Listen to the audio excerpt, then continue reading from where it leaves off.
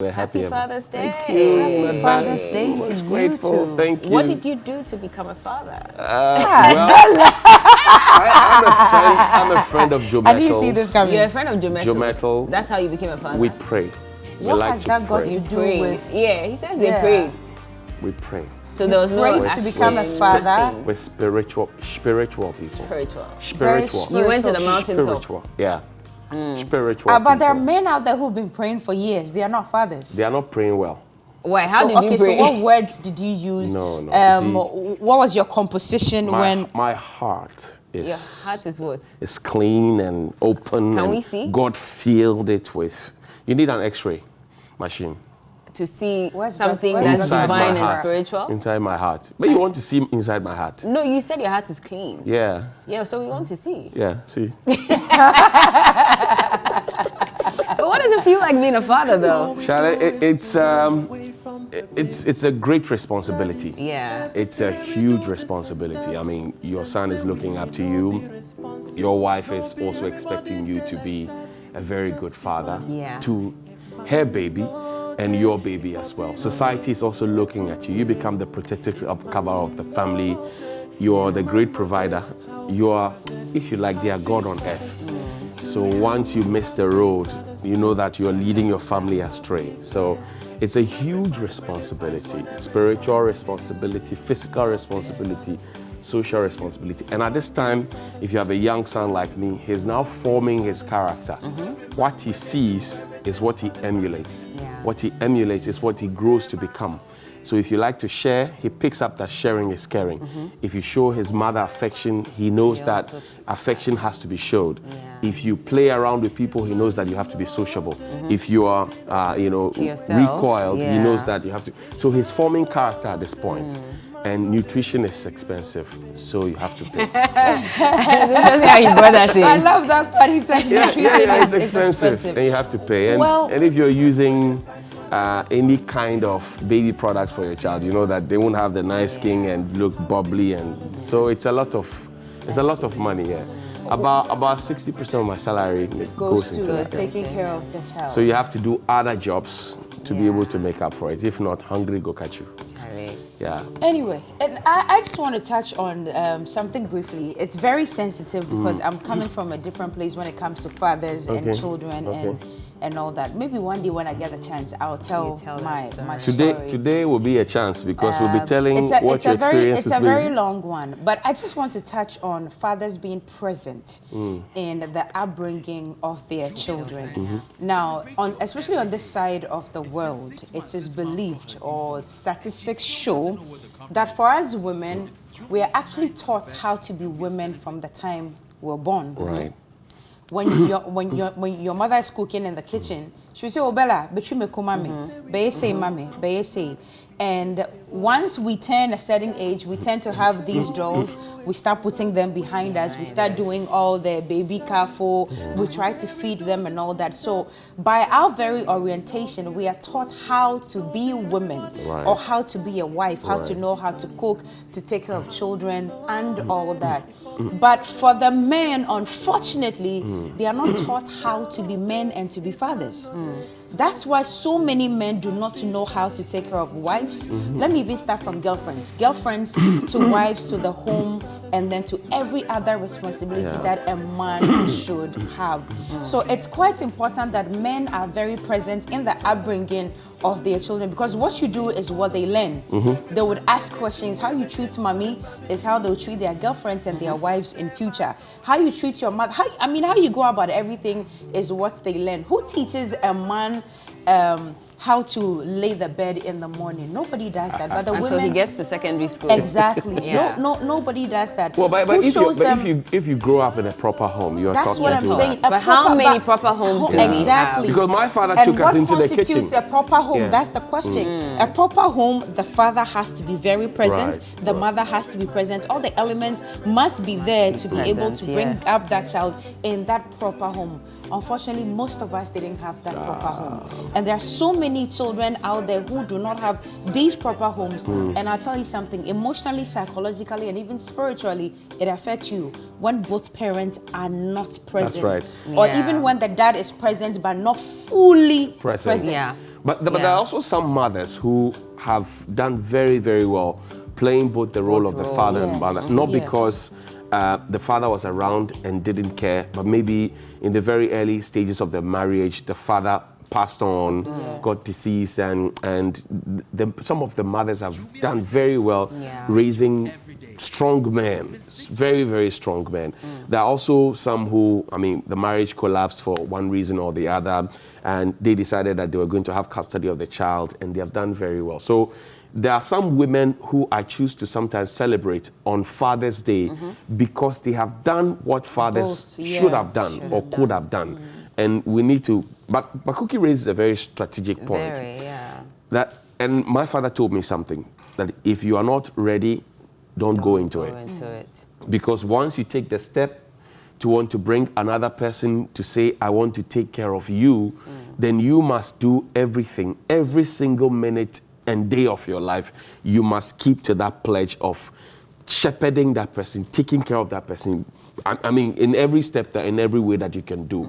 So if you, for example, are dating somebody or courting with somebody, or getting married to somebody, or are married to somebody, and that responsibility of you being present for your wife, for your children or your child, or if you like, expectant child, whatever it is, and you are not playing it well, then there's a big problem. Then you shouldn't have gotten there at all. Because now then you're becoming a problem to the world. And that's why I keep raising this issue about depot as against not having any customary rights for boys. Because like you said, when girls are growing up, they are taught there's a whole right for it. But you ask our elders that, what about the boys? Who's teaching them to abstain? Who's telling them that it's good to preserve your virginity? Because if you don't, you might lose out on education. And you have to stay home for 9 months and all of that. It will take a longer period for you to even get back into school and catch up with your mates. Nobody teaches them that. And so the boys go about, and it's like a big deal for boys to share their body count as against girls who cannot even dare say that when I was 12, I had my virginity broken. It's like a taboo. And so it's society as well, because it's like we give boys or men that notion that they are superior. We've had to deal with a patriarchal society for so long that it's okay for men to do all these other things and even have a baby and not take responsibility. Elsewhere, if a man sheds his responsibility, he's made to pay. You're supposed to take care of that child anyway. But here, a man can impregnate 10 women, and there's really no law that bites. Or even if there's a law, it doesn't really bite to insist that you have to take care of these children. And the responsibility falls on the mother. Exactly. So it's a very sad situation, and I hope that we can do something about it. This is where, you know, that we started with the Women and Children's Ministry. Then it metamorphosed into the Ministry of Gender, Children, and Social Protection. They are supposed to be the lead ministry with all the agencies under them doing this kind of raising everybody. And I've always said that if a girl goes now to the police to say, I've been raped, it's easy for the police to come and pick up the man who they say has raped this lady. But if I go to the police to say Cookie has raped me or Bella has raped me, they will laugh at me. They would ask me, how the hell did that happen?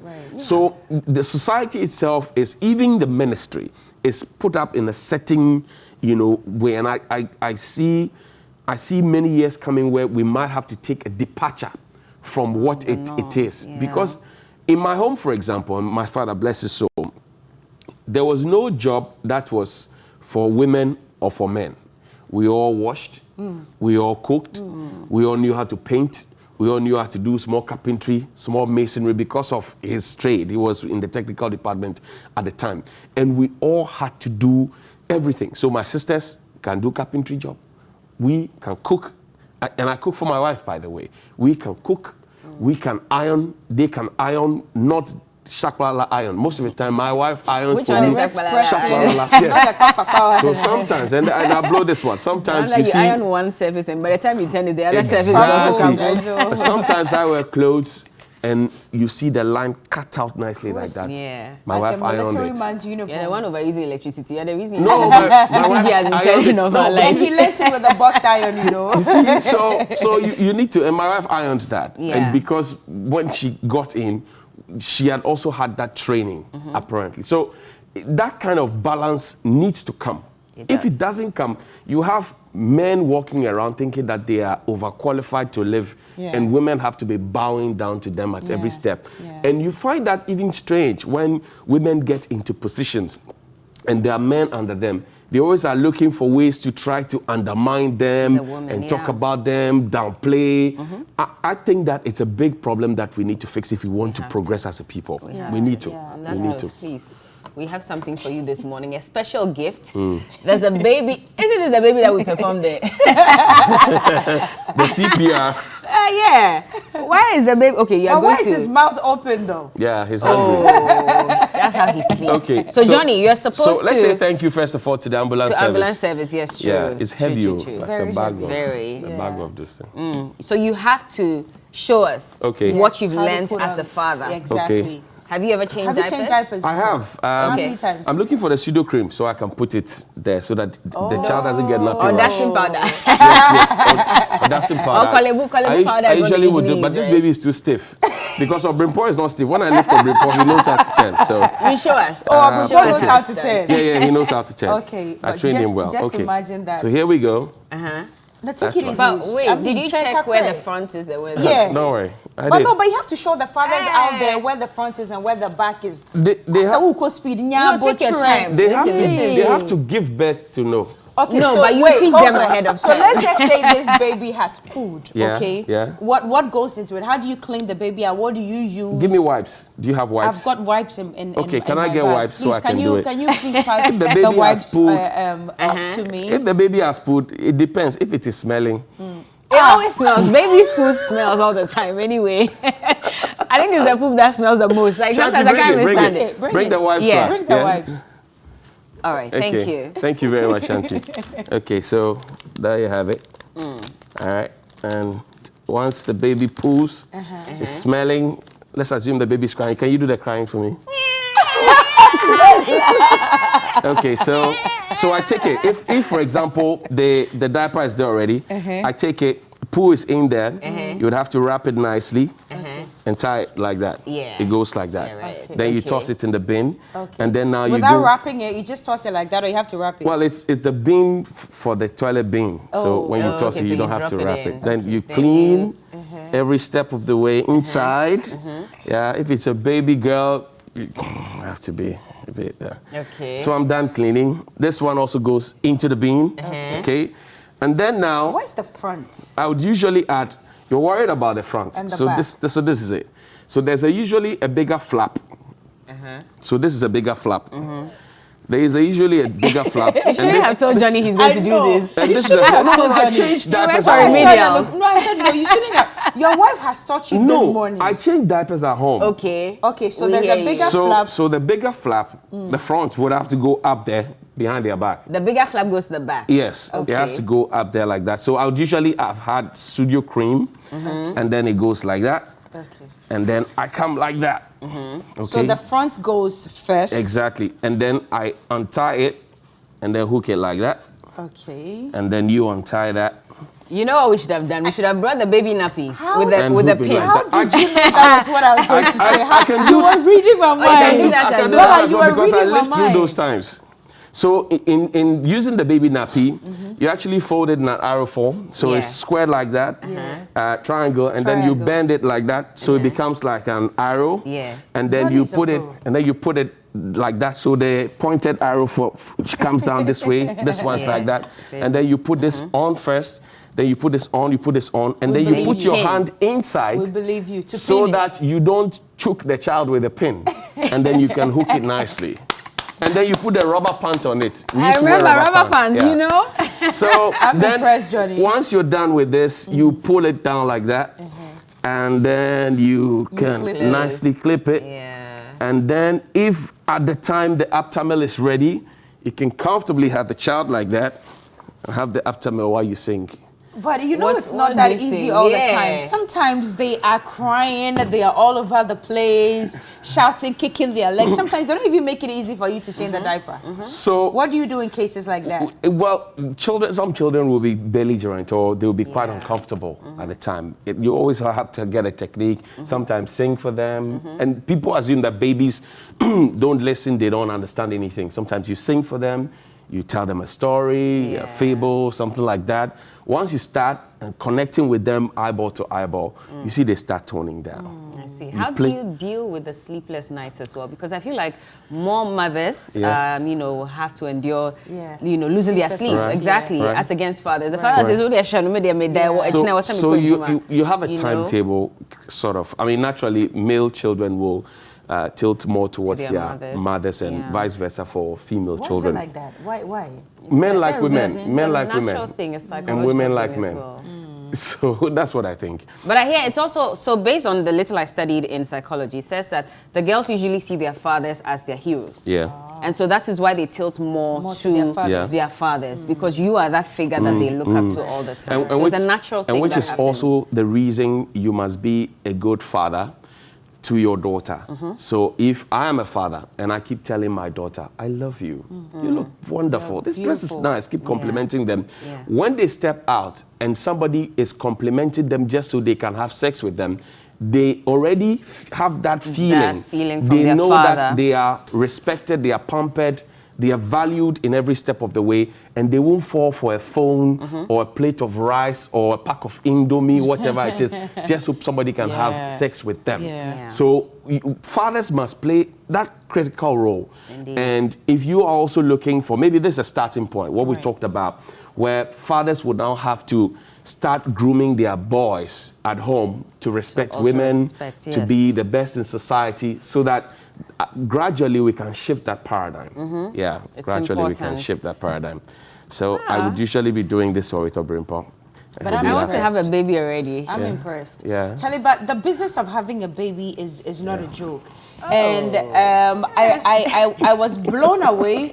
I was blown away when I realized that even to buy a morning after pill outside this country, there is like a serious emergency room that you're taken to, and once you get there, they ask you for where the man is. And you would have to bring the man. If you insist on buying the pills, both of you will sign documents, and I mean, it's a whole No, it's not in Ghana. session. But in Ghana, yes, and just buy it. That's why the women would always go for antenatal care without the men. The men would just put the money on the table. Okay, time as when then become antenatal. Okay, any you would normally not see the men going for antenatal and all that. I was in the hospital all night through when my wife. Were you able to watch when she was delivering? No, we had stepped out to go and buy something. So we just got back in. I mean, we stayed. She labored throughout the night. So I was there with Reggie Spice, my very good friend. We're there all through the night. They sent us to go and buy stuff. By the time we got in, they said, already delivered. Just delivered. Oh, you missed out on that. So we went to see that day and the power they were cleaning up stuff and the rest. But a lot of men say they can't watch their wives go through that pain. It's unbearable. But anyways, happy Father's Day to everyone. If you see that, watching, it makes you appreciate the woman the more. Not exactly. There are lots of men who also say that when they see that, they are not able can't to touch their wives anymore. In terms of psychologically, they are affected by the blood, the pain they go through, the expansion of the vagina for the baby to come out. Is it too early to mention? Yes, we know. No, but you men are psychologically affected, and they say it all the time. And that's why they would rather, if your wife is even delivering, they would rather stand by her. By the door. You know, no, they'll hold her head or her shoulder, but they won't want to watch from the part where the baby is coming out. They don't want to see the construction site. Happy Father's Day to all of you. Yes, all of you. All responsible. President Akufo-Addo, good morning to you. Happy Father's Day to you. Father good morning to you. Is he your mother? No, he's my father's.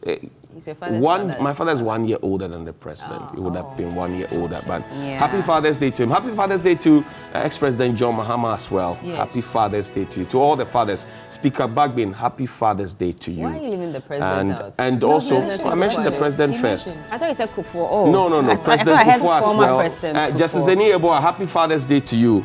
And it's all men at the